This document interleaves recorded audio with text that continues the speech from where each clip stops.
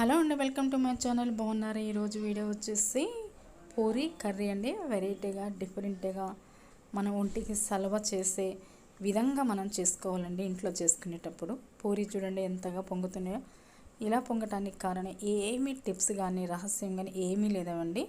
సింపుల్గా చేశాను, అలా పొంగుతాయి. ఏంటో అప్పుడు తెలుసుకుందాము. ముందుగా స్టవ్ వెలిగించి కళాయి పెట్టి జీలకర్ర వేసి ఉల్లిపాయలు 1 నిమిషం పాటు వేగనివ్వాలి. ఇలా వేగిన తర్వాతకి కరివేపాకు కూడా వేయాలి. ఇలా కరివేపాకు వేసిన తర్వాత అల్లం, పసుపు, కారం,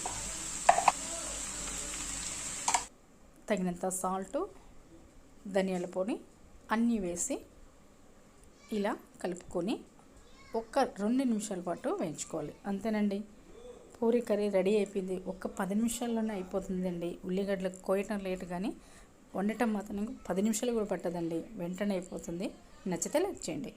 తర్వాత ఒక గిన్నె తీసుకొని 3 కప్పుల గోధుమ పిండి వేసి తగినంత సాల్ట్ వేసి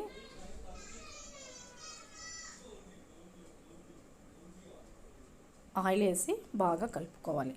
మన చేతికి అంటకుండా ఉండాలి. పూరీలు పొంగాలి, మెత్తగా రావాలంటే ఇలా ఆయిల్ తప్పకుండా వేసుకోవాలండి. ఇలా ఆయిల్ వేసుకొని బాగా కలుపుకోవాలి. ఇలా కలుపుకున్న పిండిని ఒక అర్ధగంట పాటు పక్కన పెడితే సరిపోతుందండి. అప్పుడు మెత్తగా వస్తే పొంగుతాయి పూరీలు.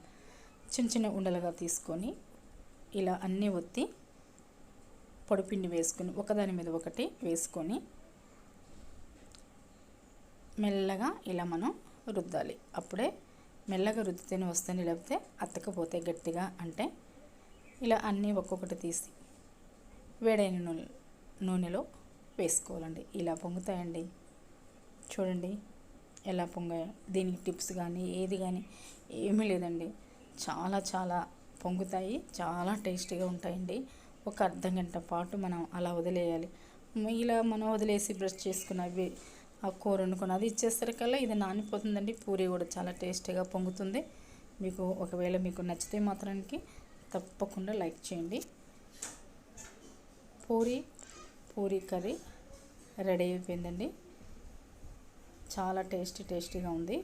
మన ఛానల్ కనుక ఫస్ట్ టైం చూసినట్టయితే తప్పకుండా సబ్స్క్రైబ్ చేసుకోండి, లైక్ చేయండి, షేర్ చేయండి. ఎలా ఉందో కామెంట్స్ తెలియచేయండి. Thank you for watching.